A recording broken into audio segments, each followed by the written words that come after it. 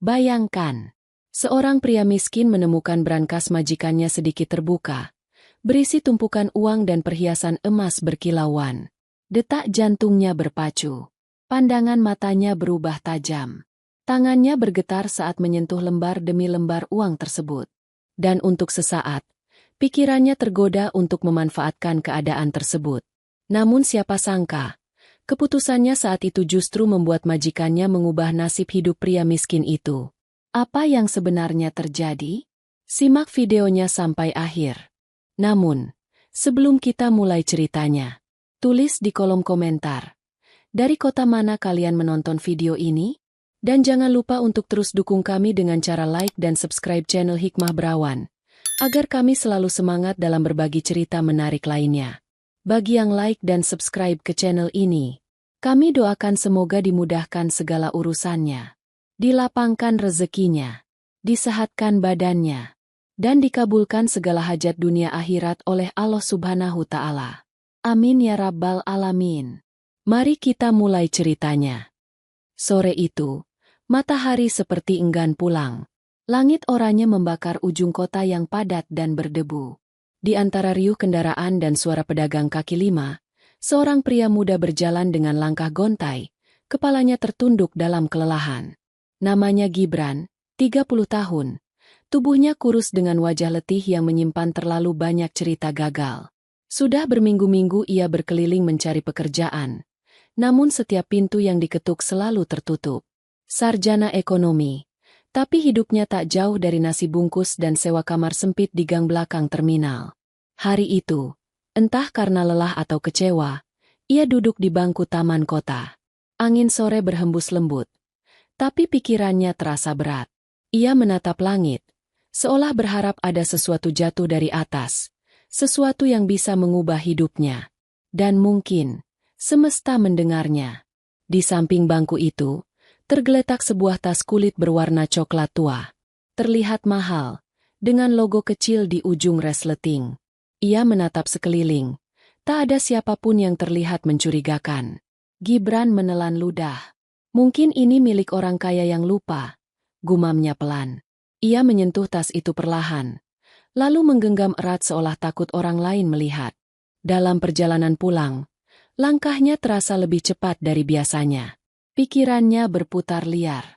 Bagaimana kalau di dalamnya ada uang atau perhiasan? Dadanya berdebar. Sejak lama ia tak merasakan denyut harapan seperti ini. Sesampainya di kamar kontrakan, ia menatap tas itu di meja dengan campuran rasa cemas dan penasaran. Jari-jarinya bergetar saat membuka resleting. Tapi isi di dalamnya membuat napasnya terhenti. Hanya tumpukan berkas, map perusahaan, dan dokumen dengan cap legalitas. Tidak ada uang, tidak ada perhiasan. Hanya kertas, tinta, dan tanda tangan. Ia terdiam lama, antara kecewa dan lega. Namun ada satu hal kecil yang menarik perhatiannya. Sebuah kartu nama di dalam saku tas bertuliskan Handoko Santosa, Direktur Utama PT Handara Group. Nama itu terasa begitu asing tapi megah di telinganya. Ia tahu perusahaan itu, karena sering mendengar orang menyebutnya di berita sebagai salah satu konglomerat besar di negeri ini. Gibran menghela napas panjang. Jadi milik orang ini, ucapnya lirih. Di titik itu, ia bisa saja menyingkirkan semua rasa moral dan menjual tas itu. Tapi entah mengapa, ada suara kecil di hatinya yang menolak. Malam itu ia tak bisa tidur. Bayangan pria pemilik tas itu terus menghantui pikirannya. Keesokan paginya, dengan keberanian yang ia sendiri tak pahami, Gibran memutuskan untuk mengembalikan tas tersebut ke alamat yang tertulis di kartu nama. Rumah itu berdiri megah di kawasan elit, berpagar tinggi dan dijaga satpam berseragam rapi. Ia hampir mundur, merasa tak pantas berdiri di depan gerbang semewah itu. Tapi akhirnya, dengan suara gemetar, ia memanggil penjaga dan menyerahkan tas itu. Beberapa menit kemudian, seorang pria tua keluar dari dalam rumah. Tubuhnya tegap meski rambutnya sudah memutih. Wajahnya tenang tapi penuh wibawa. "Jadi kamu yang menemukan tas saya?"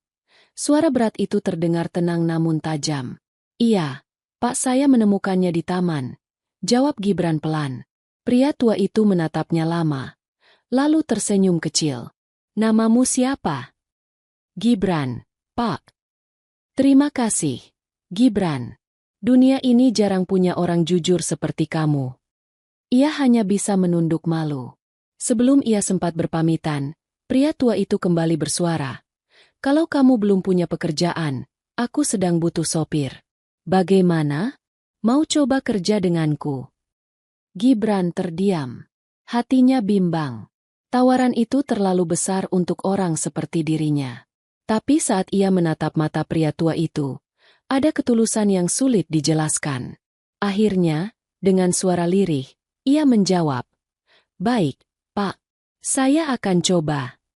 Sore itu, tanpa disadari, hidup Gibran mulai berubah. Ia tidak tahu bahwa langkah kecil mengembalikan tas itu akan membawanya ke ujian paling berat dalam hidupnya. Pagi pertama Gibran bekerja sebagai sopir terasa seperti mimpi. Ia berdiri di halaman rumah besar dengan dinding marmer putih dan pilar tinggi menjulang. Udara di sekitar terasa sejuk, seakan berbeda dari dunia yang ia kenal selama ini. Burung-burung kecil beterbangan di taman depan, sementara dua petugas kebersihan sibuk menyapu dedaunan yang jatuh. "Silakan masuk, Gibran," ucap seorang pelayan yang membukakan pintu utama. Begitu langkah kakinya menjejak lantai rumah itu, matanya membesar. Lantai mengilap, lampu kristal bergantung megah di langit-langit, dan di setiap sudut terpajang lukisan mahal. Ia bahkan tak berani menatap terlalu lama, takut dianggap kurang ajar. Di ruang tamu, Handoko duduk dengan tenang sambil membaca koran. Tubuhnya berbalut jas biru tua, wajahnya tenang tapi tegas. Gibran memberi salam pelan, lalu menunduk sopan. "Pagi, Gibran," sapa Handoko sambil melipat koran. "Mulai hari ini, kamu akan jadi sopir pribadiku. Mobilnya ada di garasi sebelah timur. Kamu tahu jalanan Jakarta, kan?" "Sedikit, Pak," jawabnya gugup. Handoko tersenyum tipis. "Nanti kamu akan belajar. Aku tidak butuh orang yang sempurna, hanya yang bisa dipercaya." Kata itu, dipercaya, membuat dada Gibran hangat tapi juga berat. Ia merasa seakan diberi beban besar yang belum tentu sanggup ia jaga. Beberapa hari berlalu, Gibran menyesuaikan diri dengan rutinitas baru. Ia menjemput Handoko setiap pagi, mengantarnya ke kantor, lalu menunggu di parkiran sambil membaca koran bekas. Saat makan siang, ia sering diberi makanan oleh pelayan dapur. Semuanya tampak terlalu baik, terlalu damai untuk hidupnya yang dulu keras. Namun, semakin lama ia bekerja di rumah itu, rasa kagum berubah menjadi sesuatu yang lain. Setiap kali melihat mobil sport di garasi atau perhiasan kecil di meja kerja Handoko, hatinya terasa panas. Dalam hati kecilnya muncul bisikan halus yang sulit diusir. "Bagaimana kalau semua ini milikmu? Hidupmu pasti akan berubah." Malam itu, setelah menurunkan Handoko dari acara makan malam bisnis, Gibran tak langsung pulang ke kamarnya di paviliun belakang. Ia berdiri lama di halaman rumah, memandangi jendela besar ruang kerja sang majikan yang masih menyala. Dari luar, ia melihat siluet Handoko berjalan menuju lemari besar yang tertanam di dinding, lalu memasukkan sesuatu ke dalam brankas besar berwarna abu-abu. Brankas itu terlihat kokoh dan berkilat di bawah cahaya lampu. Dan entah kenapa, pemandangan itu menimbulkan rasa penasaran aneh di dada Gibran. Keesokan harinya, saat membersihkan mobil, Gibran mendengar suara dua pelayan berbicara di dekat dapur. Katanya Pak Handoko simpan semua emas dan uangnya di brankas ruang kerja.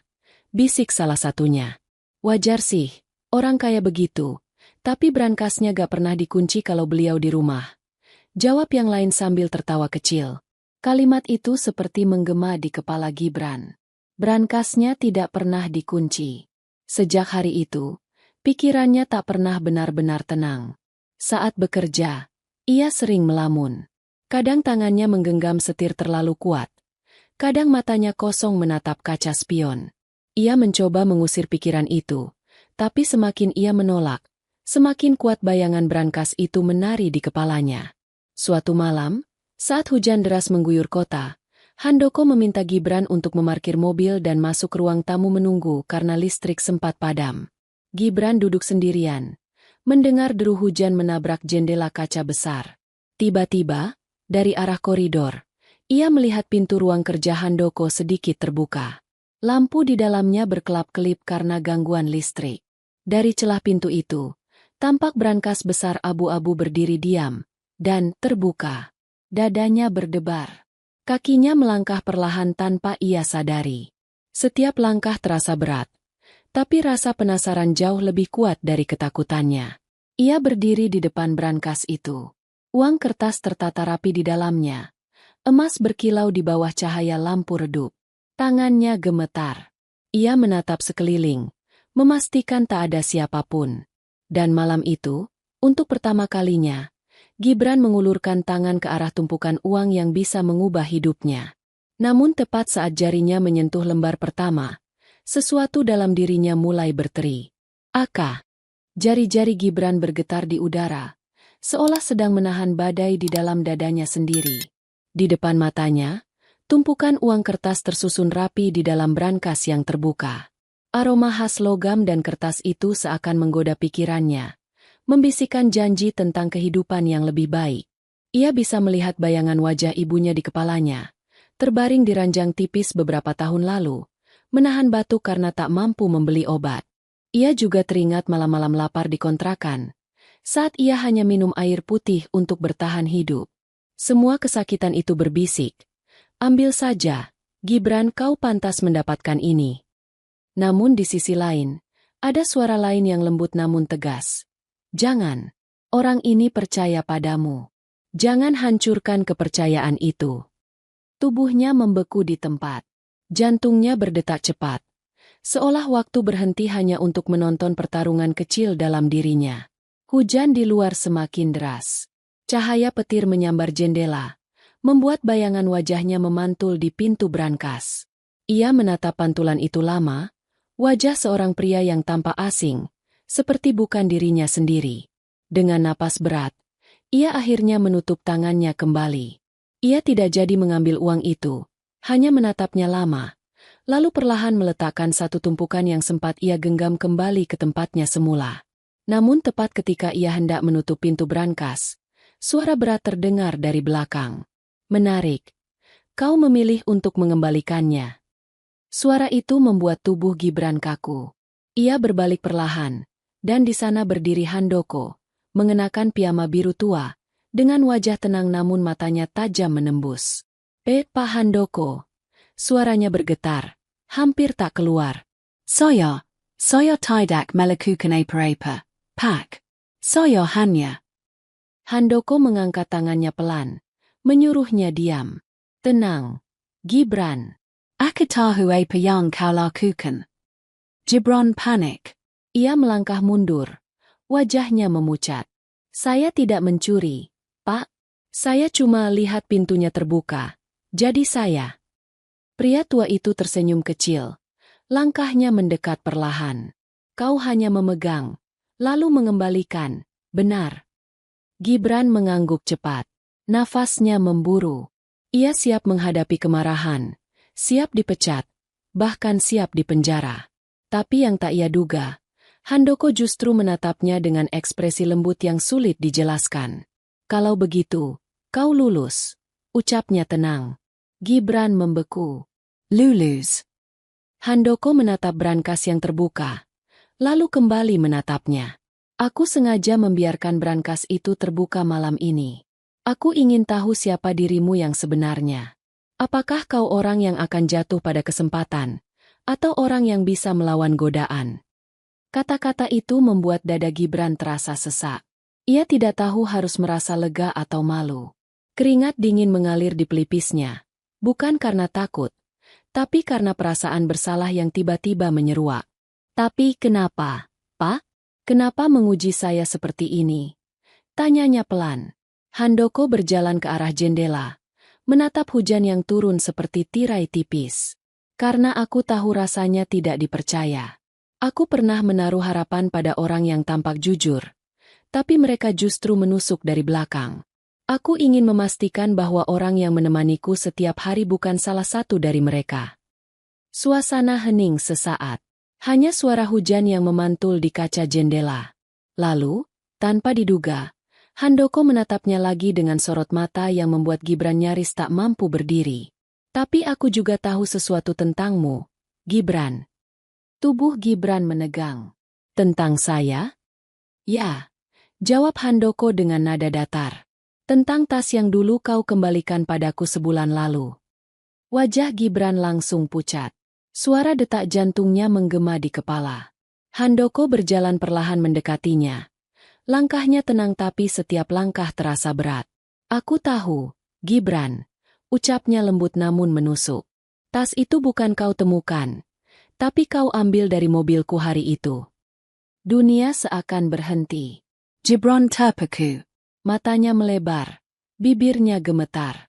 Tidak ada kata yang bisa ia keluarkan. Handoko tidak berteriak. Ia hanya menatapnya lama. Dengan pandangan yang tidak bisa ditebak apakah marah atau iba. Kau mencurinya. Lalu mengembalikannya. Aku tahu semuanya.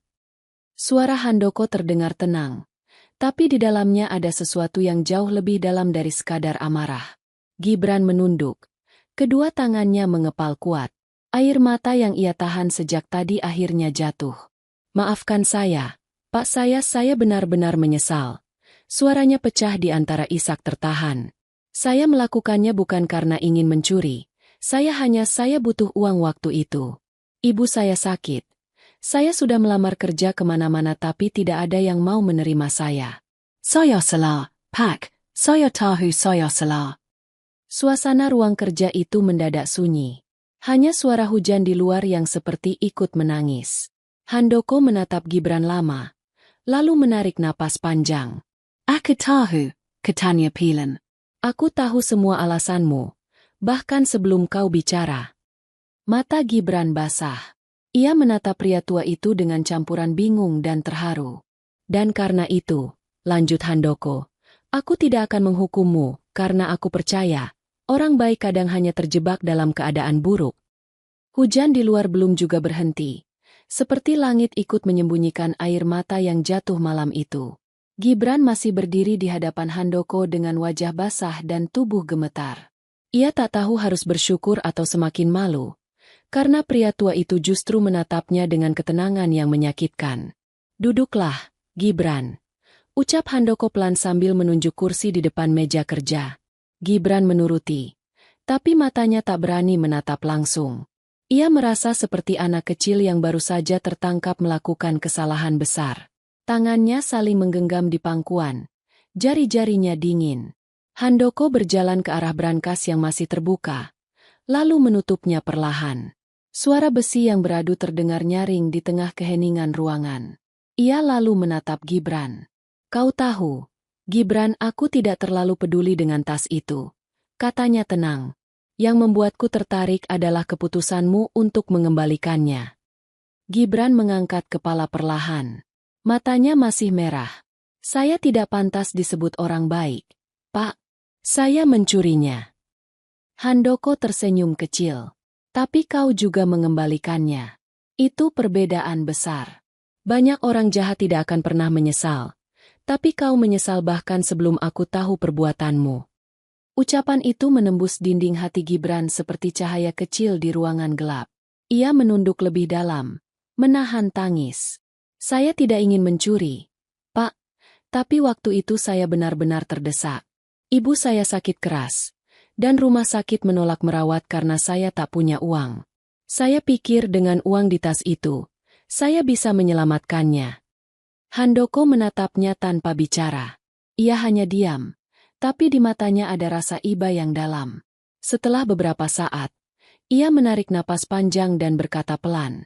Aku juga pernah merasa seperti itu. Gibran, bertahun-tahun lalu, aku bukan siapa-siapa. Aku pernah lapar, pernah ditipu, dan pernah mencuri makanan hanya untuk bertahan hidup.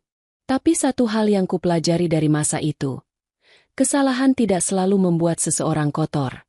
Kadang, kesalahan justru membuka jalan untuk menemukan jati diri. Kata-kata itu membuat dada Gibran sesak. Ia menggigit bibir, menahan air mata yang nyaris jatuh lagi. Kenapa Bapak begitu baik pada saya? Padahal saya pernah mencuri dari Bapak. Handoko tersenyum lembut.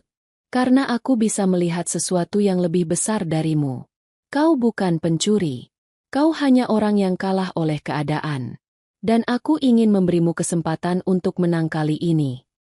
Suasana ruangan menjadi hangat. Di luar, suara hujan mulai melemah, berganti dengan gemericik air di atap. Gibran duduk diam, menatap lantai, lalu berkata lirih, "Saya tidak akan bisa melupakan ini, Pak. Saya janji, saya tidak akan pernah menyentuh uang yang bukan milik saya lagi." Handoko mengangguk. "Aku percaya padamu. Tapi ingat, kejujuran yang sejati bukan hanya tentang tidak mencuri, tapi juga tentang berani menghadapi masa lalu tanpa bersembunyi." Gibran mengangkat wajahnya, dan untuk pertama kalinya ia melihat Handoko bukan sebagai orang kaya yang jauh darinya, tapi sebagai sosok ayah yang penuh kasih, meski mereka baru saling kenal sebentar. Beberapa hari kemudian, kehidupan di rumah besar itu berjalan seperti biasa, namun suasananya terasa berbeda. Gibran tetap bekerja seperti semula, tapi setiap kali ia memegang kunci mobil atau melihat brankas di ruang kerja, ada rasa hormat yang tumbuh dalam dirinya. Ia tidak lagi melihat kekayaan itu sebagai impian, tapi sebagai tanggung jawab besar yang harus dijaga. Namun di balik ketenangan hari-hari itu, Handoko diam-diam mulai sering duduk di taman belakang sendirian. Kadang ia menatap langit lama sekali, kadang memandangi potret istrinya yang telah meninggal. Suatu sore, setelah mengantar Handoko ke rumah sakit untuk pemeriksaan rutin, Gibran sempat mendengar dokter berbicara pelan kepada Handoko di ruang konsultasi. "Pak Handoko, hasil pemeriksaan menunjukkan fungsi jantung Bapak menurun. Kami sarankan untuk banyak istirahat." Gibran menunduk di luar ruangan, pura-pura tak mendengar, tapi hatinya terasa berat. Malamnya, ketika ia membantu menyiapkan teh di ruang tamu, Handoko memanggilnya. "Gibran, duduklah sebentar." Ia duduk di seberang Handoko. Wajah pria tua itu tampak lelah, tapi senyum di bibirnya masih ada. "Kau tahu, Gibran, hidup ini tidak lama. Aku sudah kehilangan istri, dan aku tidak punya anak. Kadang aku berpikir, mungkin Tuhan mempertemukan kita bukan tanpa alasan." Gibran menatapnya, bingung dengan arah pembicaraan itu. "Maksud Bapak?" Handoko hanya tersenyum. "Kau akan tahu nanti, Gibran. Tapi untuk sekarang, aku hanya ingin kau berjanji satu hal." "Apa itu, Pak?" "Jika suatu hari aku tak bisa lagi berdiri atau berbicara, jangan tinggalkan aku sendirian." Ucapan itu menggema dalam kepala Gibran seperti doa yang tak selesai. Ia menatap mata Handoko yang kini tampak lebih rapuh dari sebelumnya. "Saya janji, Pak," jawabnya lirih. Dan malam itu, tanpa ia sadari, janji kecil itu akan menjadi awal dari perubahan besar dalam hidupnya. Hari-hari berikutnya terasa lebih tenang, namun di balik ketenangan itu, ada sesuatu yang perlahan berubah. Handoko mulai sering batuk saat pagi. Suaranya terdengar berat dan lelah. Meski ia berusaha menutupi dengan senyum, Gibran tahu pria tua itu tidak sekuat dulu lagi. Setiap kali mengantar ke kantor, Gibran melihat bagaimana langkah Handoko makin pelan. Kadang ia harus memegang lengan tuannya ketika menuruni tangga, dan setiap kali itu terjadi, ada rasa takut yang aneh di dadanya. Takut kehilangan seseorang yang telah membuka jalan hidupnya.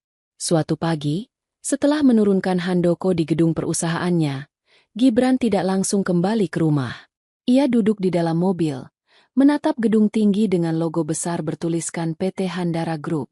Ia berpikir panjang tentang bagaimana hidupnya berubah hanya karena sebuah tas. Tentang bagaimana seseorang yang semestinya membenci malah memberinya kesempatan. Sore harinya, Handoko mengajaknya makan malam di ruang makan besar. Lampu kristal di langit-langit memantulkan cahaya lembut, dan aroma masakan khas Indonesia memenuhi ruangan. Namun suasana malam itu terasa berbeda. Tidak ada percakapan ringan seperti biasanya, hanya keheningan yang diselingi suara sendok menyentuh piring. Sampai akhirnya Handoko meletakkan sendoknya dan menatap Gibran. "Gibran," katanya pelan, "aku sudah memikirkan sesuatu." Gibran menghentikan gerakannya. "Tentang apa, Pak?" "Tentang masa depanmu." Nada suaranya membuat dada Gibran bergetar. "Masa depan saya?" Handoko mengangguk. Aku sudah hidup lama. Harta, perusahaan, semuanya tak ada artinya jika tidak diwariskan pada orang yang tepat. Aku tak punya anak, dan semua keluargaku sudah meninggal. Aku hanya punya kepercayaan pada satu orang sekarang. Gibran menatapnya dengan wajah bingung. Maksud Bapak? Handoko menatap matanya dalam-dalam, lalu tersenyum kecil. Aku ingin kau yang melanjutkan semuanya. Gibran langsung menggeleng cepat. Tidak, Pak, saya tidak bisa. Saya cuma sopir. Saya tidak pantas. Tapi justru itu yang membuatmu pantas, jawab Handoko lembut. Aku melihat diriku dulu di dalam dirimu. Lapar, jatuh, tapi tetap punya hati yang hidup. Aku ingin harta ini berada di tangan orang yang tahu rasanya kehilangan, supaya dia tidak sombong saat memilikinya. Gibran terdiam. Ia ingin menolak, tapi kata-kata Handoko terlalu dalam untuk dibantah. Pak, saya tidak akan tahu bagaimana menjalankan semua ini. Saya tidak punya pengalaman apa-apa. Handoko tersenyum. Kau akan belajar. Aku akan mengajarkanmu sedikit demi sedikit. Tapi ada satu syarat. Syarat? Ya. Saat aku sakit nanti, atau jika waktuku sudah tiba, kau harus berjanji untuk merawatku. Tidak perlu dengan kemewahan, cukup dengan kesetiaan seperti yang sudah kau tunjukkan selama ini. Gibran menatap wajah tua itu yang mulai berkerut dan pucat. Pak, jangan bicara seperti itu. Bapak masih sehat. Handoko tertawa kecil. Kau tahu, Gibran, hidup tidak pernah memberi peringatan. Tapi aku sudah siap. Aku hanya ingin memastikan satu hal. Ketika aku pergi, aku meninggalkan semuanya pada orang yang tidak akan menghancurkannya. Suasana makan malam itu berubah menjadi sunyi. Hanya jam dinding yang berdetak pelan. Gibran menunduk, mencoba menahan perasaan haru yang perlahan tumbuh di dadanya. Saya janji, Pak, ucapnya dengan suara bergetar. Saya akan menjaga Bapak, apapun yang terjadi. Handoko tersenyum lega. Itu saja yang kuinginkan. Karena saat seseorang membuat janji dengan tulus, Tuhan akan menjadikannya saksi. Malam itu, setelah makan malam selesai, Gibran membantu Handoko berjalan ke kamar. Pria tua itu tampak letih, tapi senyumnya masih sama hangatnya seperti pertama kali mereka bertemu. Sebelum menutup pintu kamar, Handoko menatapnya sekali lagi. Tidurlah, Gibran. Esok hari kita akan mulai sesuatu yang baru. Dan benar, keesokan paginya segalanya benar-benar berubah. Ketika Gibran bangun, rumah besar itu terasa lebih sepi dari biasanya. Pelayan berlarian panik di lorong. Salah satu dari mereka berteriak, Pak Handoko. Pak Handoko jatuh di kamar. Gibran berlari secepat yang ia bisa, menembus lorong panjang dan membuka pintu kamar dengan napas terengah. Di sana, Handoko terbaring di lantai, wajahnya pucat dan tubuhnya lemas. Ia masih sadar, tapi napasnya berat. Gibran. Suaranya lirih, hampir tak terdengar. Brankas, meja surat untukmu. Air mata Gibran langsung jatuh. Ia menggenggam tangan Handoko, menatap mata pria tua itu yang kini mulai sayu. Bapak jangan bicara dulu, saya panggil dokter. Katanya terburu-buru. Namun genggaman Handoko justru semakin kuat. Ingat janji jaga semuanya. Gibran mengangguk cepat, menangis tanpa suara. Saya janji, Pak, CJ. Beberapa menit kemudian, ambulans datang. Sirine meraung di depan rumah besar itu. Dan malamnya, untuk pertama kalinya sejak bekerja di sana, Gibran duduk sendirian di taman belakang, menatap hujan yang turun pelan. Sama seperti malam ketika ujian itu dimulai. Di dadanya, ia tahu satu hal. Hidupnya tak akan pernah sama lagi setelah malam ini. Malam itu, hujan turun perlahan, seperti ikut mengantar kesedihan di rumah besar itu. Seluruh pelayan berjalan pelan, seolah takut membuat suara yang terlalu keras. Di ruang tengah, aroma obat masih tertinggal samar, bercampur dengan bau kayu tua dan lampu yang dibiarkan menyala redup. Gibran duduk di kursi dekat tangga, menatap lantai kosong dengan mata yang sembab. Sejak kejadian pagi tadi, Rumah itu seperti kehilangan jantungnya. Handoko masih dirawat di rumah sakit, namun dokter bilang kondisinya belum stabil.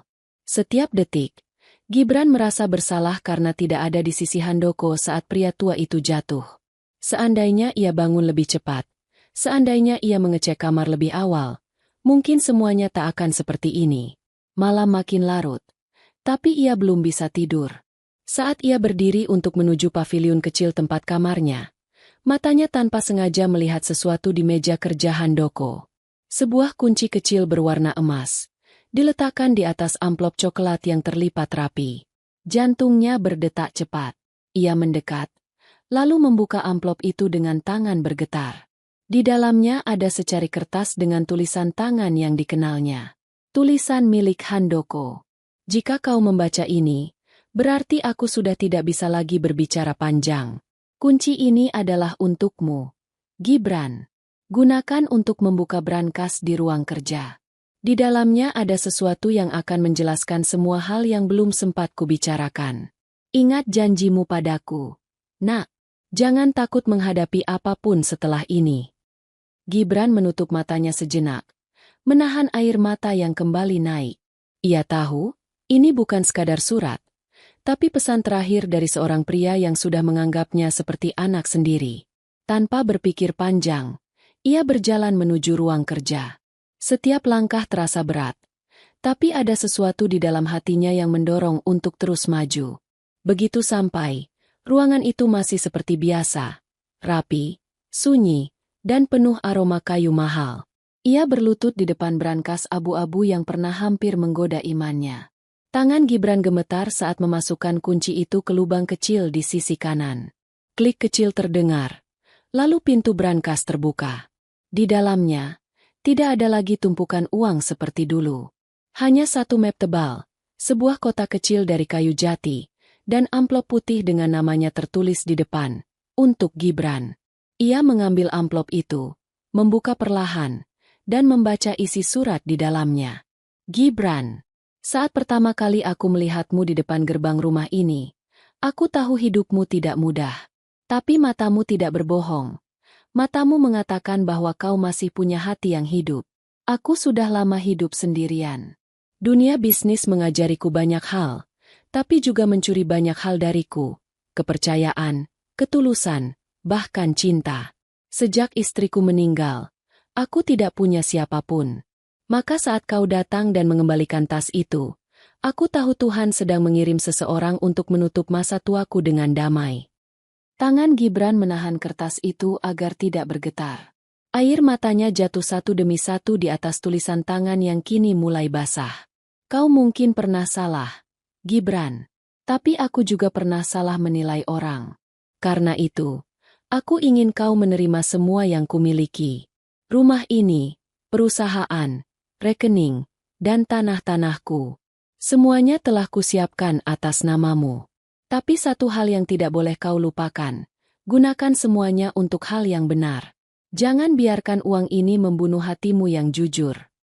Gibran terisak. Suaranya nyaris tak keluar. Ia membaca baris terakhir surat itu dengan napas tersengal. Jika aku sudah tiada, rawatlah rumah ini, dan tolong jaga kuburanku. Jangan tangisi kepergianku, karena aku sudah menemukan keluarga yang kucari selama ini. Gibran menutup surat itu dengan tangan gemetar. Di dalam dadanya, perasaan bersalah dan syukur bercampur menjadi satu. Ia membuka kotak kayu kecil di dalam brankas, dan menemukan sebuah foto lama. Handoko bersama seorang wanita muda yang tersenyum hangat. Di belakang foto itu tertulis, "Untuk istriku, dan untuk anak yang tak pernah sempat lahir." Ia menatap foto itu lama, lalu menunduk dalam-dalam. Mungkin Bapak akhirnya menemukan anak itu dalam diri saya, bisiknya pelan.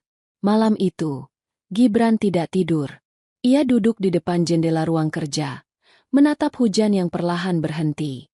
Di hatinya, sebuah janji baru mulai tumbuh, janji yang akan menuntunnya ke perjalanan berikutnya.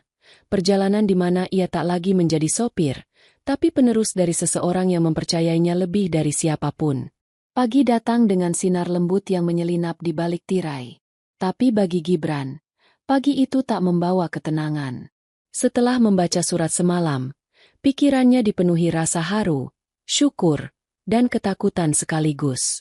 Ia tahu, warisan itu bukan sekadar harta, tapi amanah besar yang belum pantas ia sandang. Sebelum sempat memikirkan lebih jauh, telepon rumah berdering keras memecah keheningan. Ia berlari ke ruang tamu dan mengangkat gagang telepon. Suara di seberang sana terdengar tergesa. Ini dari Rumah Sakit Sentosa. Benar ini kediaman Bapak Handoko? Iya, saya Gibran, sopir beliau. Mohon segera ke rumah sakit. Kondisi Bapak Handoko menurun sejak subuh. Gibran tak sempat menjawab. Ia langsung berlari keluar rumah, menyalakan mobil, dan melaju secepat mungkin menembus jalan pagi yang masih berkabut. Setiap detik terasa menegangkan. Di benaknya, wajah Handoko terus terbayang, senyumnya, nasihatnya, dan malam terakhir sebelum pria itu jatuh. Sesampainya di rumah sakit, ia mendapati 2 perawat menunggu di depan ruang ICU. Salah satu dari mereka menghentikannya. Maaf, Tuan Gibran. Bapak Handoko sedang dalam perawatan intensif. Tapi beliau sempat berpesan ingin bertemu Anda jika sadar. Gibran mengangguk cepat. Tolong, izinkan saya menunggunya di sini. Perawat itu mempersilakan, dan Gibran duduk di kursi panjang koridor. Detik berjalan lambat.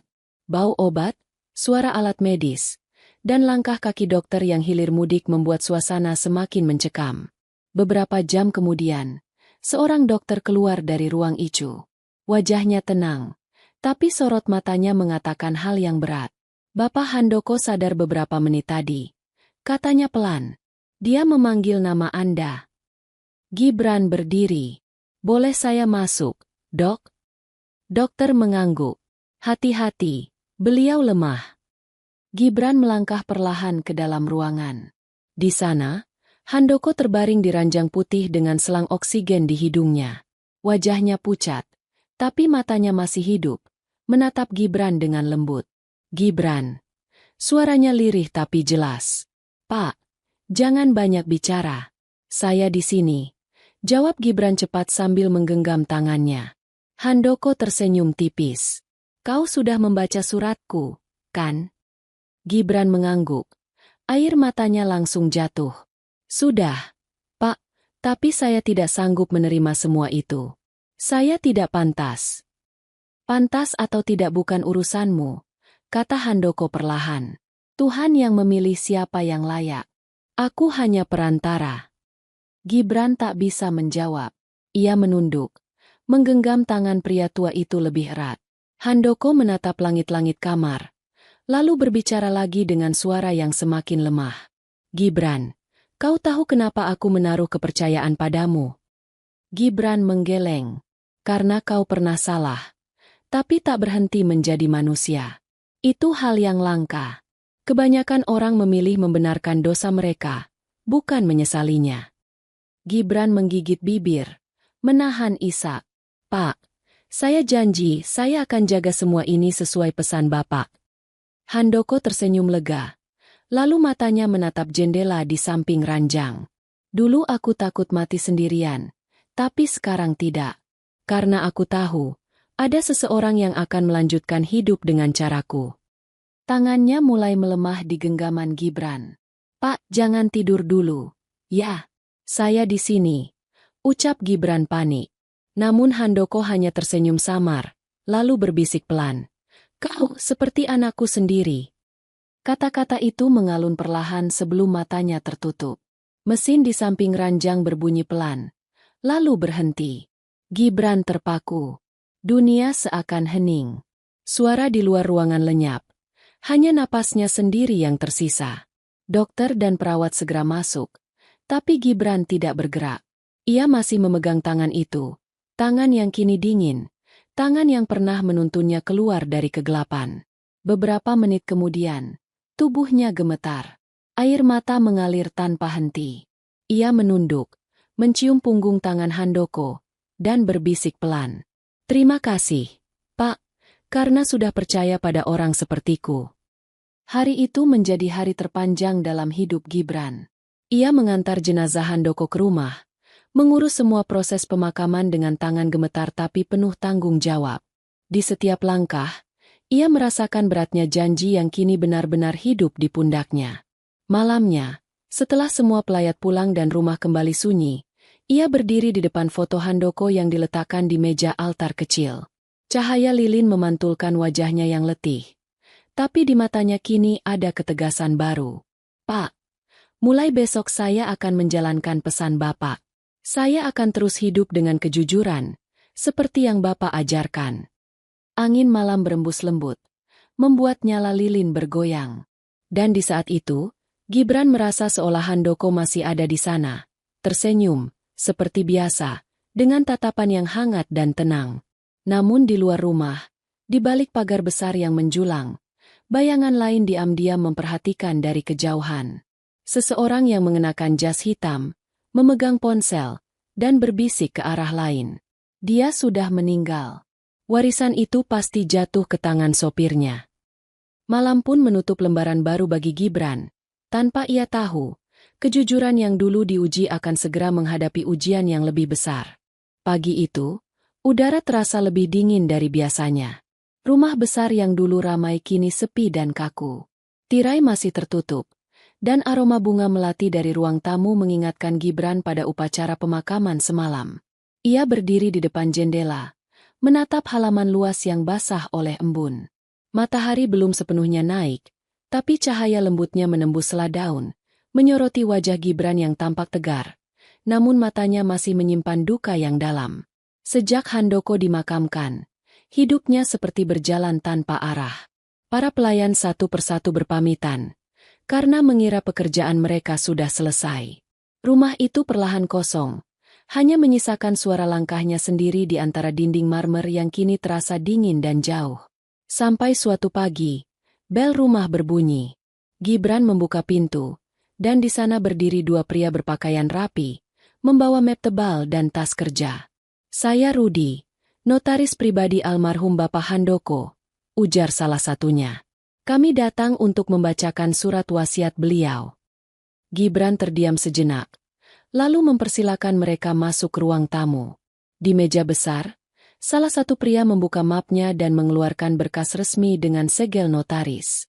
Dalam surat wasiat ini, almarhum menunjuk Anda, Gibran Prasetyo, sebagai penerima seluruh harta dan aset pribadi beliau, kata notaris itu dengan nada tenang. Termasuk rumah ini, kendaraan, dan sebagian saham perusahaan. Kata-kata itu membuat dada Gibran terasa sesak. Ia tak percaya. "Semua untuk saya." Suaranya lirih. "Ya," jawab notaris. "Almarhum juga menulis surat pribadi yang menyatakan alasannya. Beliau menganggap Anda sebagai penerus yang paling layak." Gibran menunduk. Tangannya gemetar di atas meja. Ia masih mengingat setiap kata dalam surat yang pernah ia baca dari brankas. Tapi saat ini, mendengarnya secara resmi dari notaris, terasa lebih berat dari yang ia bayangkan. "Pak Notaris," ucap Gibran pelan.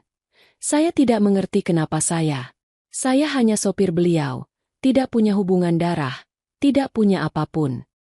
Notaris itu menatapnya dengan lembut. "Kadang, hubungan hati lebih kuat daripada darah, Tuan Gibran." Sebelum Gibran sempat menjawab, suara lain terdengar dari arah pintu. "Saya keberatan." Semua kepala menoleh. Seorang pria berjas hitam masuk dengan langkah tegas. Usianya sekitar 40 tahun. Wajahnya keras dengan sorot mata tajam. Di belakangnya ada dua orang lain berpakaian sama, sepertinya pengacara. "Apa maksud Anda, keberatan?" tanya notaris dengan nada formal. "Saya adalah keponakan Bapak Handoko. Nama saya Surya Wijaya," jawab pria itu dingin. "Dan saya tidak percaya seorang sopir miskin tiba-tiba menjadi ahli waris tunggal." Ruangan mendadak tegang. Gibran berdiri, berusaha tenang. "Saya tidak tahu tentang Anda, Pak. Saya hanya menjalankan pesan terakhir beliau." "Pesan terakhir?" Surya menatap tajam. "Kau pikir aku akan percaya? Kau pasti memanipulasi orang tua itu. Mungkin kau memanfaatkan kelemahannya saat sakit." Nada tuduhan itu membuat dada Gibran terasa terbakar. Ia mengepalkan tangan di samping tubuhnya, menahan diri agar tidak terpancing. Saya tidak pernah memaksa apapun. Semua dilakukan oleh Bapak Handoko sendiri. Jawabnya tegas. Notaris ikut menengahi. Tuan Surya, kami memiliki dokumen legal dengan tanda tangan dan sidik jari almarhum. Semua proses dilakukan sah di depan hukum. Namun Surya hanya tertawa kecil. Sinis. Hukum bisa dibeli, Tuan Notaris. Jangan sok bersih. Ia menatap Gibran dengan pandangan merendahkan. Kau pikir aku akan tinggal diam? Aku akan menuntutmu. Semua harta ini milik keluarga, bukan orang jalanan seperti kau. Ucapan itu menampar Gibran lebih keras dari pukulan. Tapi ia hanya diam, menatap lantai, mencoba menahan amarah yang mulai mendidih. Jika itu yang Anda inginkan, silakan. Katanya pelan. Saya tidak takut, karena saya tahu apa yang benar. Surya berjalan mendekat, menatap wajah Gibran dari jarak sangat dekat. Kau pikir orang seperti kau pantas tinggal di rumah sebesar ini? Kau cuma numpang belas kasihan. Gibran menatap balik dengan tatapan tenang. Mungkin saya memang tidak pantas, tapi beliau yang memberi, bukan saya yang meminta. Notaris memutus ketegangan dengan suara tegas. Tuan Surya, tolong jaga ucapan Anda. Semua warisan telah sah secara hukum. Jika Anda ingin menuntut, lakukan lewat pengadilan, bukan di sini. Surya tersenyum miring. Baiklah, tapi kita lihat nanti siapa yang benar. Dunia akan tahu siapa sebenarnya kau. Setelah pria itu pergi, keheningan kembali menyelimuti ruangan. Gibran masih berdiri di tempat, menatap amplop surat wasiat yang kini terasa berat di tangannya. Apakah ini yang Bapak maksud dengan ujian berikutnya? Bisiknya lirih. Ia duduk perlahan di kursi, menatap keluar jendela. Langit mendung, dan angin mulai bertiup kencang. Dalam hatinya, ia tahu satu hal. Kejujuran yang dulu menyelamatkannya kini akan diuji lagi, bukan oleh godaan uang, tapi oleh fitnah dan kebencian. Malam nanti, ia harus memutuskan satu hal besar. Apakah ia akan bertahan menjaga warisan itu seperti amanah, atau menyerah agar hidupnya tenang? Namun di luar pagar rumah itu, di balik pohon besar yang rindang, seseorang sedang memotret rumah dari jauh. Lampu kamera berkilat sekali, lalu padam. Seseorang sedang mengintai, dan perang baru dalam hidup Gibran baru saja dimulai.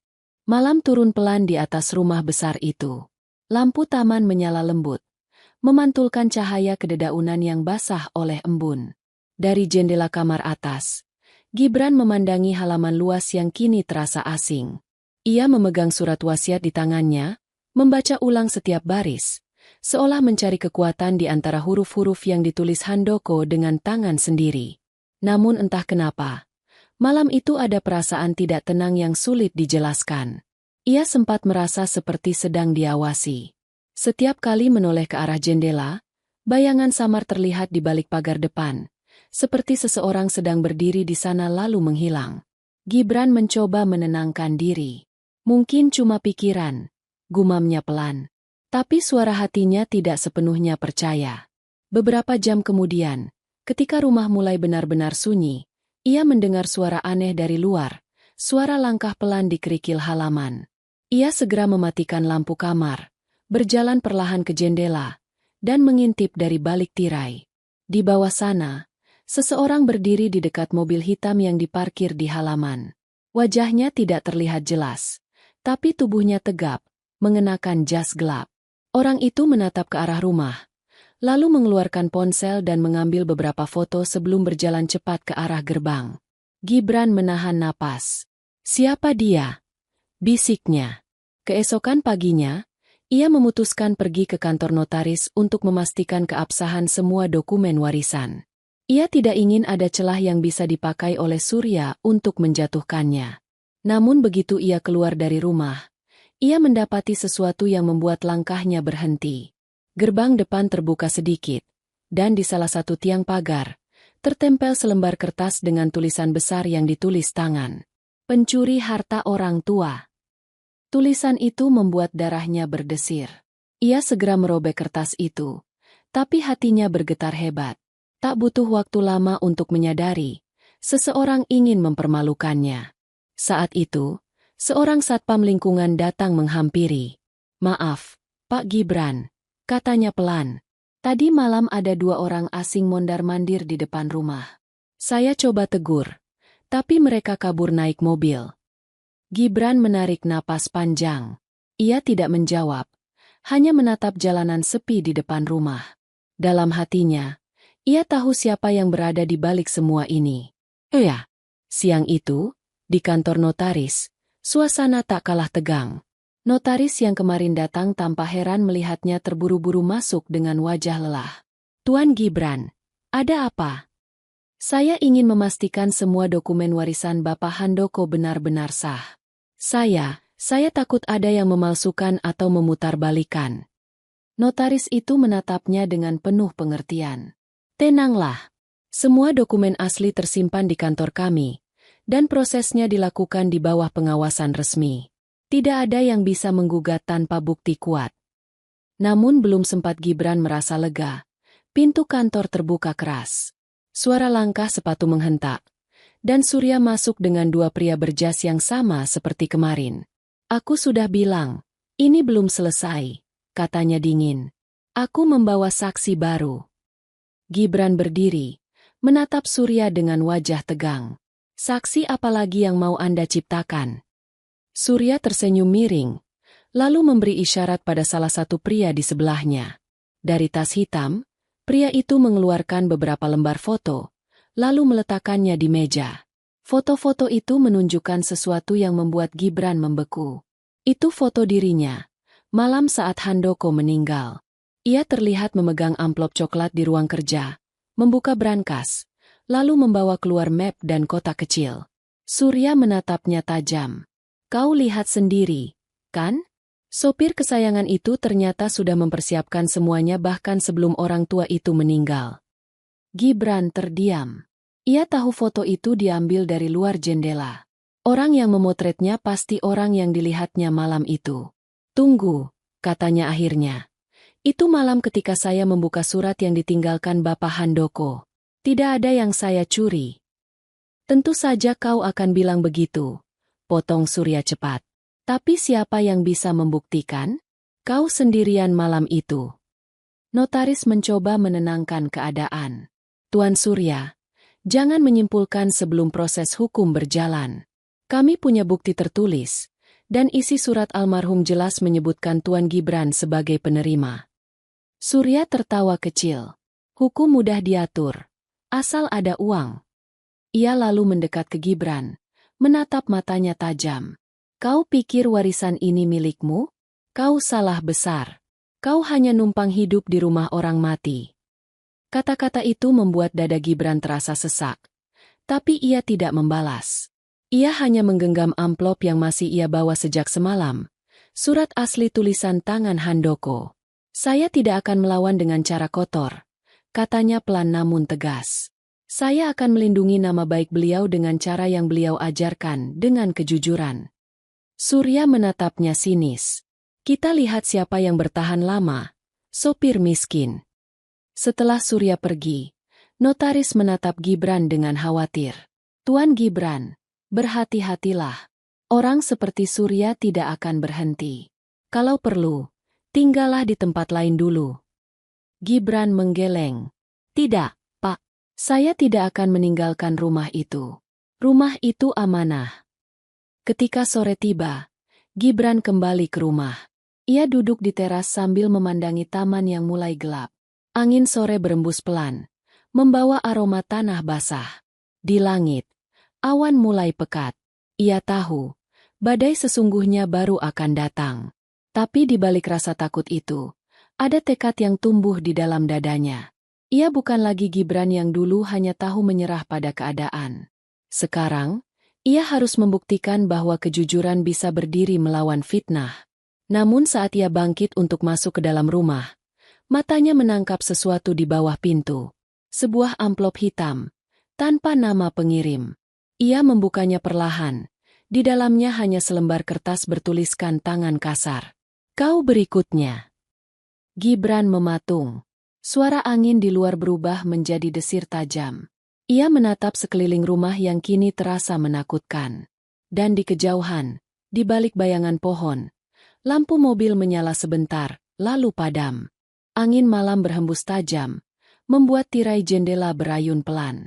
Di tangan Gibran, amplop hitam itu masih terbuka, dengan tulisan yang terus menari di pikirannya. Kau berikutnya. Tulisan itu singkat, tapi cukup untuk membuat jantungnya berdegup keras. Ia berdiri diam beberapa saat, memandangi halaman yang gelap. Setiap suara kecil terdengar jelas di telinganya. Suara ranting jatuh, desiran angin di dedaunan, bahkan bunyi tetes air dari atap terasa seperti langkah kaki yang mengintai. Dengan cepat, ia menutup semua jendela dan mengunci pintu utama. Lalu berjalan ke dapur, memastikan semua lampu menyala. Tapi meskipun seluruh rumah terang, perasaan takut itu tidak pergi. Ia duduk di kursi ruang tengah, menatap amplop itu lagi. Siapa yang mengirim ini? Gumamnya pelan. Ia tahu, tak mungkin orang lain selain Surya atau anak buahnya. Tapi apa maksud mereka dengan pesan itu? Malam itu ia tak tidur. Ia duduk di ruang tamu sampai pagi, menunggu kalau-kalau ada suara lain yang mencurigakan. Namun yang datang bukan seseorang, melainkan surat resmi. Sekitar pukul 8 pagi, seorang kurir datang membawa dokumen hukum dengan stempel tebal. Surat gugatan dari pengadilan, Tuan Gibran, kata kurir itu sebelum pergi. Tangan Gibran bergetar saat membuka amplop. Isinya jelas, Surya menggugatnya atas tuduhan penipuan dan manipulasi warisan. Sidang pertama dijadwalkan dalam 2 minggu ke depan. Ia menatap lembaran surat itu lama, lalu meletakkannya di meja. Dalam hatinya muncul rasa lelah yang tak bisa disembunyikan. Bapak, apakah ini bagian dari ujian yang Bapak maksud? Bisiknya pelan sambil memandangi foto Handoko di dinding. Hari-hari berikutnya menjadi berat. Wartawan mulai berdatangan ke depan rumah, membawa kamera dan mikrofon. Judul-judul berita muncul di media daring dengan kalimat yang memojokkan. Sopir diduga rekayasa wasiat miliarder Handoko Santosa. Setiap kali keluar rumah, Gibran merasa mata orang-orang menatapnya dengan curiga. Namun di tengah tekanan itu, ada satu sosok yang datang tanpa ia sangka. Sore itu, ketika ia sedang menyapu teras, seorang wanita parubaya datang membawa map besar. Wajahnya ramah tapi tegas. Matanya tajam tapi tidak dingin. Anda Gibran Prasetyo? Tanyanya sopan. Iya, benar. Siapa ibu? Nama saya Ratih. Saya sekretaris pribadi Bapak Handoko selama 20 tahun. Gibran langsung menghentikan sapunya. Ibu Ratih? Saya pernah dengar nama itu dari beliau. Wanita itu tersenyum kecil. Saya tahu situasi Anda sedang sulit. Karena itu saya datang membawa sesuatu yang mungkin bisa membantu. Ia membuka map besar dan mengeluarkan beberapa lembar kertas serta flash disk kecil. Apa ini, Bu? Salinan catatan pribadi Bapak Handoko. Termasuk rekaman video terakhir yang beliau buat sebelum jatuh sakit. Mata Gibran melebar. Rekaman. Ratih mengangguk. Beliau merekamnya 3 hari sebelum pingsan di kamar. Saya diminta menyimpannya kalau suatu hari ada yang meragukan keputusannya. Malamnya, setelah Ratih pergi, Gibran duduk di ruang kerja Handoko. Ia menatap flash disk kecil itu lama sebelum memasukkannya ke laptop. Layar menyala, menampilkan wajah Handoko dengan senyum lembut. Suaranya terdengar jelas meski pelan. Jika kau menonton ini, berarti aku sudah tidak ada, Gibran. Dunia mungkin akan meragukan keputusan yang kubuat, tapi aku tidak pernah menyesal. Aku tahu siapa yang kucari selama ini. Harta ini bukan hadiah, tapi ujian. Jika kau kuat menghadapi fitnah dan iri hati, berarti kau benar-benar layak menjadi penerusku. Tapi jika tidak, maka semua yang kumiliki akan berakhir sama sia-sianya seperti dulu. Air mata Gibran jatuh. Ia memegang layar laptop itu erat, seolah ingin memeluk suara yang datang dari masa lalu. Jangan takut, Nak. Kejujuran kadang akan membuatmu sendirian. Tapi pada akhirnya, hanya itu yang akan membebaskanmu. Video berhenti. Suara terakhir Handoko menggema lama di kepalanya. Keesokan paginya, Gibran memutuskan untuk membawa rekaman itu ke notaris dan pengacaranya. Ia tahu, ini bisa menjadi bukti penting untuk melawan tuduhan Surya. Namun begitu ia keluar rumah, langkahnya terhenti. Mobil hitam yang biasa terparkir di seberang rumah kini terbakar sebagian di sisi kanan. Asap tipis masih mengepul dari kap mesin. Seorang petugas keamanan lingkungan berlari mendekat. "Tuan Gibran, tadi subuh mobil ini disiram bensin oleh orang tak dikenal. Untung kami sempat padamkan." Gibran menatap api kecil yang tersisa. Wajahnya kaku. Ia tahu, ini bukan sekadar peringatan. Ini ancaman nyata. Ia menatap ke arah jalan sepi yang memanjang di depan rumah, lalu berbisik pelan. "Baiklah, Surya, kalau ini caramu menguji kejujuran, aku tidak akan mundur." Di kejauhan, suara petir menggema. Langit gelap seolah tahu, perang antara kebenaran dan kebencian baru saja dimulai. Langit pagi itu mendung dan berat, seolah kota ikut menahan napas. Gedung pengadilan tinggi menjulang di depan mata Gibran, megah namun menakutkan.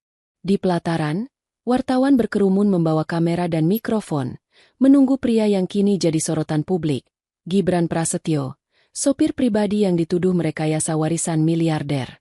Ia turun dari mobil sederhana yang kini menggantikan kendaraan mewah peninggalan Handoko. Pakaian kemeja abu-abu dan celana hitam yang ia kenakan tampak rapi, tapi wajahnya tegang.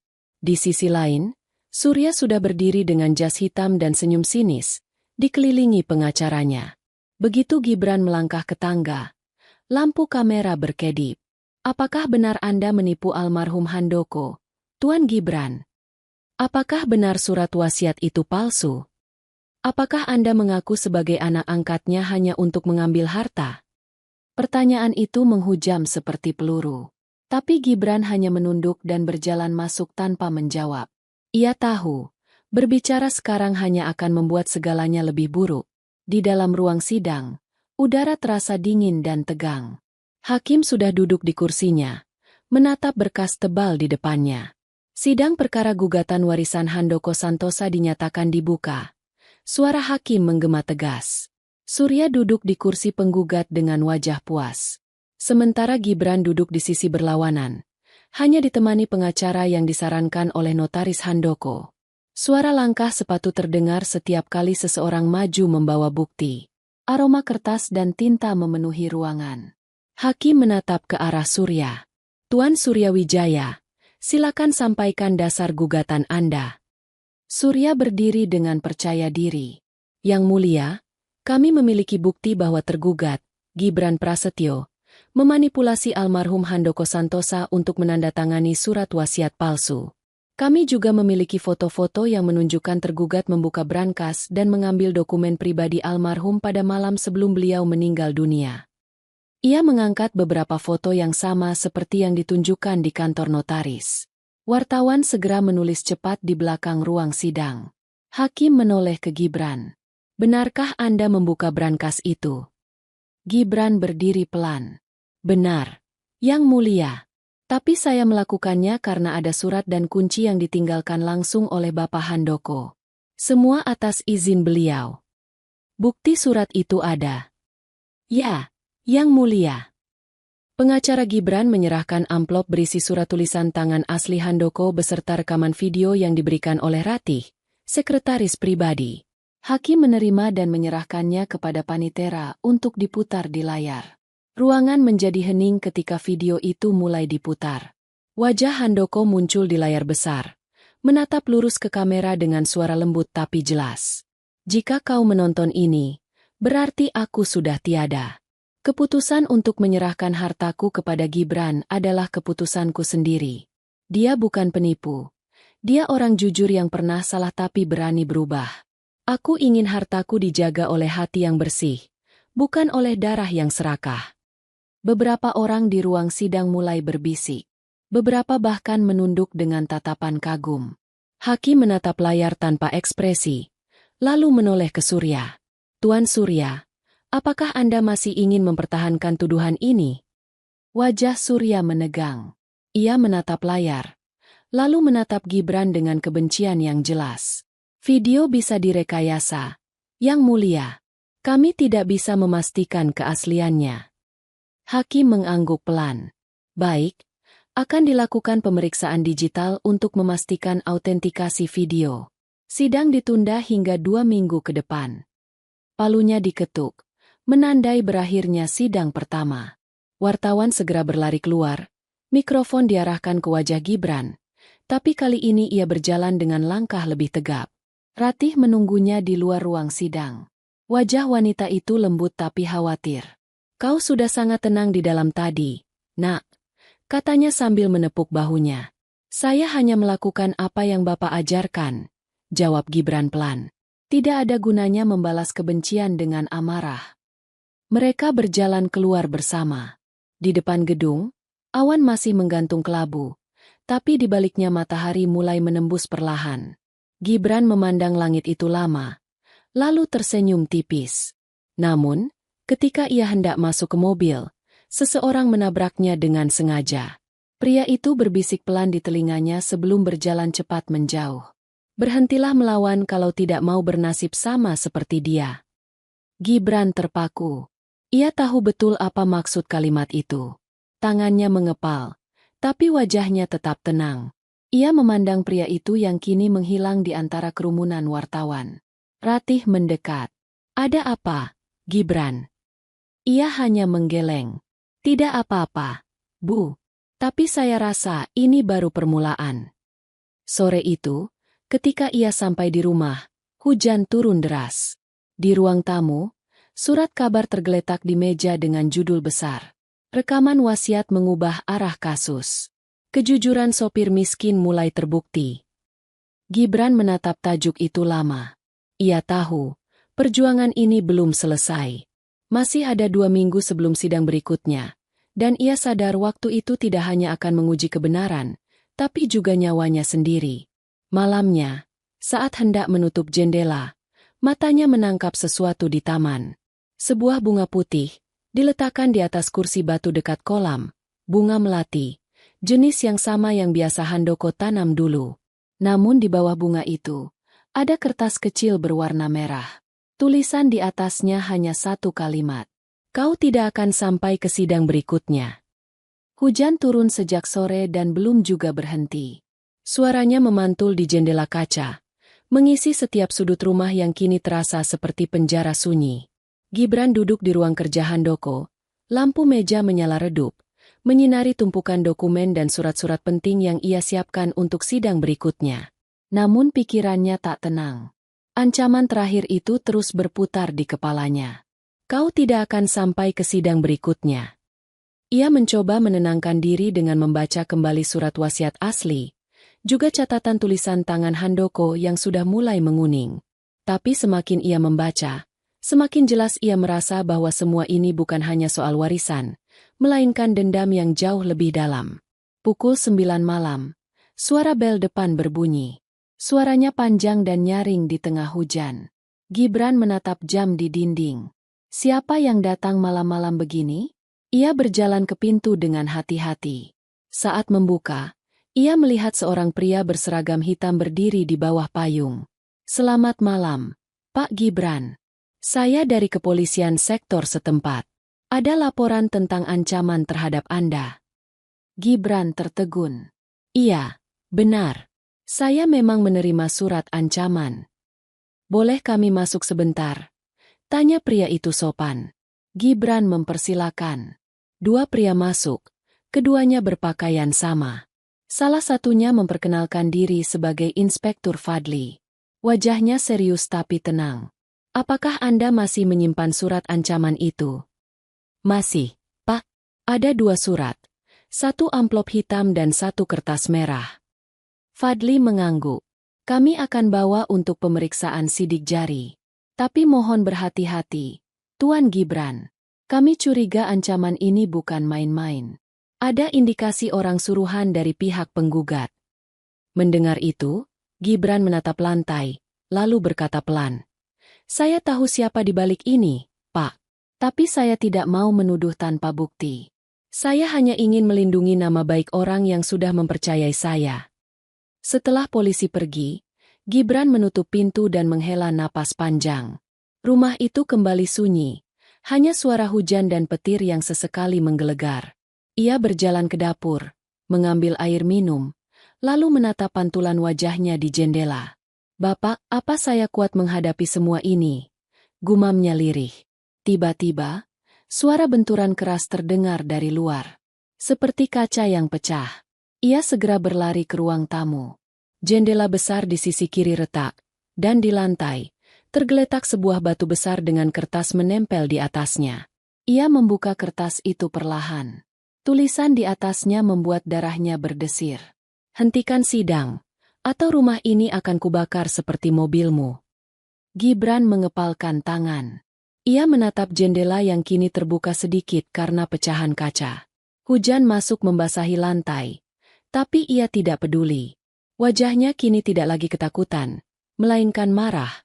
Marah karena seseorang berani menodai amanah orang yang ia hormati.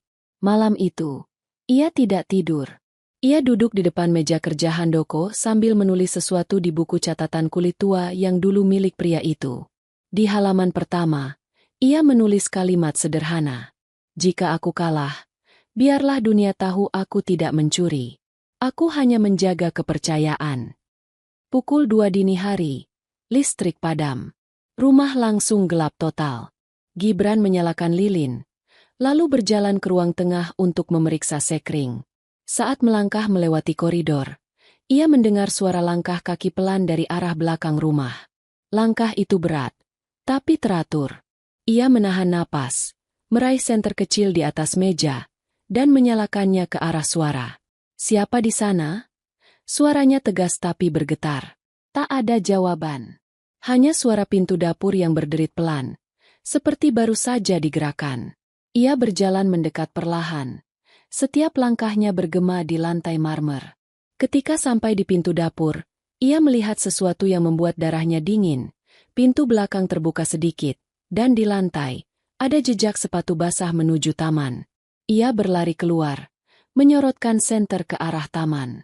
Hujan masih turun deras, tapi di bawah pohon besar dekat pagar, tampak seseorang berdiri membelakanginya. "Siapa kau?" teriak Gibran.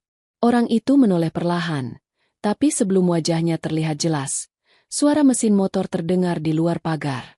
Dua orang lain berlari menghampiri, lalu ketiganya menghilang ke balik kegelapan. Gibran berdiri sendirian di tengah hujan. Bajunya basah, tangannya dingin, tapi matanya menatap tajam ke arah jalan kosong. "Mereka pikir aku akan menyerah," ucapnya pelan. "Tidak, aku akan buktikan semuanya." Pagi menjelang dengan langit kelabu. Polisi datang setelah mendapat laporan dari penjaga lingkungan. Mereka memeriksa jejak di taman, tapi hujan semalam menghapus semua tanda. Inspektur Fadli menepuk bahunya. "Kami akan pasang pengawasan malam di sekitar rumah ini. Tapi, Tuan Gibran, kalau boleh saya sarankan, lebih baik Anda menginap di tempat lain dulu." Gibran menggeleng. "Tidak, Pak. Saya janji pada Bapak Handoko untuk menjaga rumah ini. Kalau saya pergi, berarti saya gagal menepati janji itu." Inspektur hanya menatapnya sejenak, lalu mengangguk. "Baiklah, tapi pastikan pintu terkunci rapat setiap malam." Saat mereka pergi, Gibran berdiri lama di depan pintu. Hujan telah berhenti, tapi udara masih lembab dan berat. Ia tahu, badai yang sebenarnya belum datang. Sidang kedua tinggal beberapa hari lagi, dan semakin dekat waktunya, semakin besar ancaman yang datang. Sore itu, ia pergi ke makam Handoko. Di sana, tanah masih basah, dan bunga melati yang ia taruh seminggu lalu mulai layu. Ia berlutut di depan nisan, lalu berkata pelan, "Pak, saya janji, saya akan terus jujur sampai akhir. Sekalipun dunia tidak percaya, saya akan tetap pegang kata-kata Bapak." Angin berembus lembut, menggoyang dedaunan di sekitar makam. Dan entah kebetulan atau bukan, satu kelopak melati yang nyaris layu jatuh tepat di atas surat kecil yang ia bawa di tangan. Ia tersenyum samar. "Saya anggap itu jawaban dari Bapak." Namun ketika ia kembali ke mobil, di kaca depan terpasang sebuah kertas lain. Tulisan tangan yang sama seperti sebelumnya. Sidang kedua adalah akhir dari segalanya. Langit pagi itu berwarna abu-abu, seolah ikut menyimpan ketegangan yang sedang menunggu pecah. Hujan rintik-rintik jatuh di halaman pengadilan, menciptakan aroma tanah basah yang tajam di udara. Gibran tiba lebih awal dari semua orang. Ia berdiri di depan tangga gedung besar itu, menatap megahnya pilar-pilar batu yang kini terasa seperti dinding penjara yang dingin. Ia membawa map berisi surat asli, salinan video, serta dokumen baru dari Ratih yang ditemukan semalam. Sebuah catatan kecil yang ditulis tangan oleh Handoko, lengkap dengan tanggal dan tanda tangannya. Catatan itu adalah bukti tambahan bahwa semua keputusan tentang warisan dibuat dalam keadaan sadar dan tanpa tekanan siapapun. Namun di dalam hatinya, Gibran tahu sidang kali ini tidak hanya akan menentukan nasib harta, tapi juga kehormatannya. Beberapa menit kemudian, Surya tiba dengan wajah penuh percaya diri. Kali ini ia datang dengan pengacara baru dan dua pria berbadan besar yang menemaninya. Senyumnya dingin, matanya menusuk seperti racun. "Siap kalah hari ini, sopir?" katanya pelan sambil melewati Gibran. Gibran tidak menjawab. Ia hanya menatapnya dengan tenang, lalu melangkah masuk ke ruang sidang. Suasana di dalam ruangan lebih tegang dari sebelumnya. Wartawan duduk berderet di belakang. Kamera siap merekam setiap ekspresi. Hakim duduk di kursinya dengan wajah serius. Sidang perkara warisan Handoko Santosa kembali dibuka. Suaranya menggema. Pihak penggugat berdiri terlebih dahulu. Pengacara Surya berbicara panjang lebar, menuduh bahwa video dan surat wasiat telah direkayasa, dan bahkan mengklaim bahwa Gibran bekerja sama dengan notaris untuk menipu almarhum. Setiap kalimat yang diucapkan penuh dengan nada menekan. "Yang mulia," ucap pengacara itu lantang. "Tidak ada bukti kuat bahwa Handoko Santosa menulis surat itu sendiri. Kami menduga, surat dan rekaman dibuat setelah beliau tidak sadar, bahkan mungkin setelah beliau meninggal dunia." Ruangan berbisik pelan. Semua mata kini mengarah ke Gibran. Hakim menatapnya. Tanggapan pihak tergugat. Gibran berdiri perlahan. Wajahnya tenang, tapi tangannya sedikit bergetar saat memegang map. "Yang mulia, semua tuduhan itu tidak benar. Semua surat dan rekaman dibuat sebelum Bapak Handoko jatuh sakit. Dan hari ini, saya membawa bukti tambahan yang bisa membuktikan keaslian tulisan tangan beliau." Ia menyerahkan dokumen itu ke Panitera. Hakim membaca cepat, lalu mengangguk pada tim ahli forensik yang dihadirkan. Ahli itu menjelaskan dengan suara tenang. "Setelah dilakukan analisa tanda tangan, tekanan tinta, dan pola tulisan, kami memastikan bahwa surat ini asli. Tidak ada indikasi pemalsuan atau tekanan fisik pada saat ditulis." Ruangan mendadak senyap. Wartawan mencatat cepat. Namun Surya tampak gelisah. Ia berdiri dengan marah. "Tidak mungkin. Ini semua sudah diatur." Hakim mengetuk palu. "Tenang, Tuan Surya." Tapi Surya kehilangan kendali. Dia pasti menyuap orang-orang itu. Sopir miskin seperti dia tidak mungkin jadi penerima warisan. "Semua ini bohong," teriaknya sambil menunjuk Gibran. Gibran hanya menatapnya, lalu menjawab dengan suara tenang tapi tajam. "Saya tidak pernah menyuap siapapun, Pak Surya. Saya hanya berusaha jujur. Kalau Bapak tidak percaya pada keputusan beliau, berarti Bapak tidak pernah benar-benar mengenal orang yang Bapak sebut keluarga." Kata-kata itu menghantam keras. Surya terdiam. Wajahnya memerah karena marah, tapi tak bisa menjawab. Hakim lalu meminta Panitera memutar rekaman video kedua, bagian dari wawancara terakhir antara Handoko dan sekretaris pribadinya, Ratih. Video itu memperlihatkan Handoko duduk di ruang kerjanya, berbicara langsung ke kamera dengan suara serak namun jelas. "Jika nanti aku pergi, mungkin akan ada yang marah dengan keputusanku.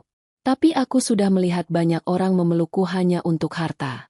Aku ingin meninggalkan segalanya pada seseorang yang tahu rasanya tidak punya apa-apa. Gibran adalah itu. Dia bukan darahku, tapi dia satu-satunya yang jujur padaku." Beberapa orang di ruang sidang menunduk. Bahkan hakim terlihat menghela napas pelan.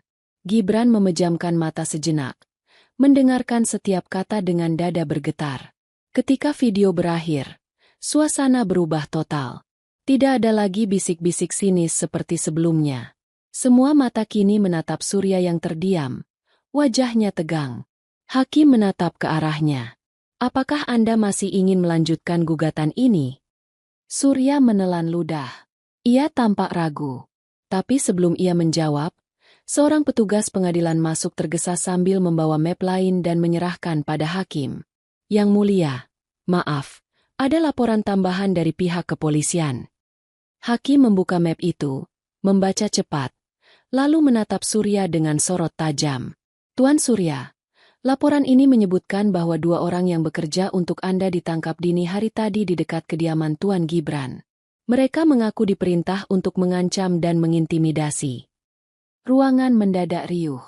Surya pucat. Itu tidak benar, Yang Mulia. Mereka bukan anak buah saya.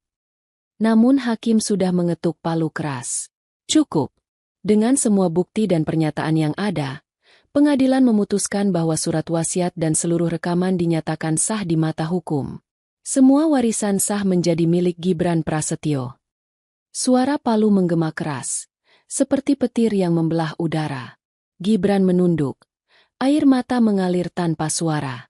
Ia tidak menangis karena harta, tapi karena perjuangan dan kebenaran yang akhirnya diakui. Surya berdiri dengan wajah merah padam. Ia menunjuk Gibran dengan mata membara. Kau pikir kau menang? Kau belum tahu apa yang menunggumu di luar sana. Namun Gibran hanya menatapnya dengan tenang. Saya tidak pernah ingin menang, Pak Surya. Saya hanya ingin menepati janji saya. Ketika ia keluar dari ruang sidang, Ratih sudah menunggunya di luar dengan mata berkaca-kaca.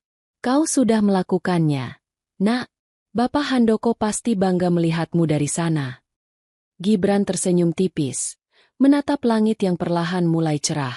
Tidak, Bu Ratih yang bangga seharusnya saya, karena pernah dipercaya oleh orang sebaik beliau. Namun di antara kerumunan yang bubar, di sisi jalan seberang, seseorang memperhatikan mereka dari dalam mobil hitam. Jendela mobil sedikit terbuka, memperlihatkan rokok yang menyala di ujung tangan. Asapnya keluar perlahan, membentuk lingkaran di udara. Lalu mobil itu melaju pelan, meninggalkan tempat itu tanpa suara. Gibran tidak melihatnya. Ia hanya menatap ke depan. Langkahnya mantap menuruni tangga gedung pengadilan. Ia tahu, perjuangannya belum berakhir. Tapi untuk pertama kalinya sejak lama, ia bisa bernapas dengan lega. Dan di langit yang kini mulai biru, seolah ada bisikan lembut yang datang dari kejauhan. Kejujuranmu akhirnya membawamu pulang, Nak. 2 minggu telah berlalu sejak hakim mengetuk palu terakhir di ruang sidang itu. Sejak hari itu, berita tentang kemenangan Gibran menyebar kemana-mana. Di televisi, di internet, bahkan di koran pagi, wajahnya terpampang dengan berbagai judul. Sopir jujur pewaris miliarder. Dari pengangguran jadi pewaris harta triliunan. Namun di tengah semua sorotan itu, Gibran tetap hidup sederhana. Ia masih tinggal di rumah besar peninggalan Handoko, tapi tanpa kemewahan berlebihan. Tidak ada pesta, tidak ada perayaan. Hanya keheningan dan doa setiap pagi di ruang kerja yang dulu milik tuannya.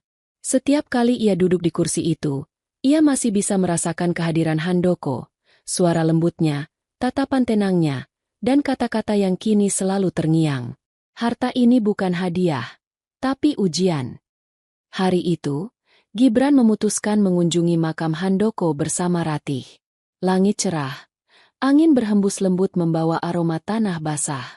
Ia menaruh bunga melati segar di atas nisan yang kini tampak bersih dan rapi. Pak, ucapnya pelan. Semua sudah selesai. Nama Bapak bersih. Dan semua yang Bapak titipkan sudah saya lindungi. Ratih berdiri di sampingnya, tersenyum hangat. Kau menepati janjimu, Gibran. Tidak banyak orang bisa seteguh itu. Gibran menatap nisan itu lama. Saya hanya berusaha hidup seperti yang Bapak ajarkan. Kejujuran tidak membuat saya kaya, tapi membuat saya tenang. Ratih tersenyum. Dan itu warisan terbesar yang beliau tinggalkan padamu. Mereka berdua terdiam beberapa saat, mendengarkan suara burung yang berterbangan di pepohonan sekitar makam. Suasana tenang itu terasa seperti pelukan dari seseorang yang telah pergi tapi belum benar-benar hilang. Beberapa hari kemudian, Gibran mulai menjalankan amanah yang tertulis di bagian akhir surat wasiat, mendirikan yayasan sosial atas nama Handoko Santosa Foundation. Yayasan itu diperuntukkan bagi anak yatim, orang miskin, dan mereka yang kehilangan harapan untuk sekolah. Ia menjual sebagian kecil aset pribadi, bukan untuk menambah kekayaannya, tapi untuk memulai sesuatu yang bermanfaat. Di hari peresmian, banyak orang datang. Wartawan, pejabat, dan warga sekitar. Di tengah keramaian itu, Gibran berdiri di depan podium sederhana, mengenakan kemeja putih bersih dan senyum tulus di wajahnya. Yayasan ini bukan tentang saya, katanya dengan suara tenang tapi tegas. Ini tentang seseorang yang mengajarkan bahwa kebaikan tidak harus dimulai dengan banyak uang, tapi dengan hati yang masih mau berbuat baik. Tepuk tangan menggema. Di barisan depan, Ratih menunduk haru, menatap sosok muda itu yang kini berbicara dengan keyakinan yang matang, bukan lagi Gibran si pengangguran, tapi pria yang telah ditempa oleh kejujuran dan ujian panjang. Namun di tengah kebahagiaan itu, bayangan masa lalu belum benar-benar pergi. Surya belum pernah muncul lagi sejak kalah di pengadilan. Tapi laporan kepolisian menyebutkan bahwa ia melarikan diri ke luar negeri sebelum keputusan akhir diumumkan. Beberapa aset milik keluarga Handoko yang pernah ia urus terbukti digunakan untuk bisnis ilegal. Suatu malam, Gibran menerima panggilan dari polisi. "Tuan Gibran, kami baru saja menerima laporan dari Interpol. Surya ditangkap di Singapura atas kasus pencucian uang dan percobaan penipuan dokumen internasional. Nama Anda kini resmi bersih dari semua kaitan." Gibran menghela napas panjang, lalu menatap langit malam dari jendela ruang kerja. "Terima kasih, Pak," ucapnya lirih seolah berbicara pada seseorang di balik bintang-bintang. Waktu berlalu. Rumah besar itu kini tidak lagi sunyi. Setiap sore, halaman dipenuhi tawa anak-anak yatim yang bermain di taman. Dinding yang dulu hanya menyimpan kesepian, kini hidup oleh langkah kecil yang berlari sambil tertawa. Gibran berjalan di antara mereka, tersenyum melihat keceriaan itu, lalu berhenti di bawah pohon besar tempat ia dulu menemukan ancaman pertama. Kini di sana berdiri sebuah papan kayu bertuliskan, "Tempat di mana kejujuran diuji dan dibenarkan." Ratih datang membawa 2 gelas teh hangat. "Kau akhirnya berhasil."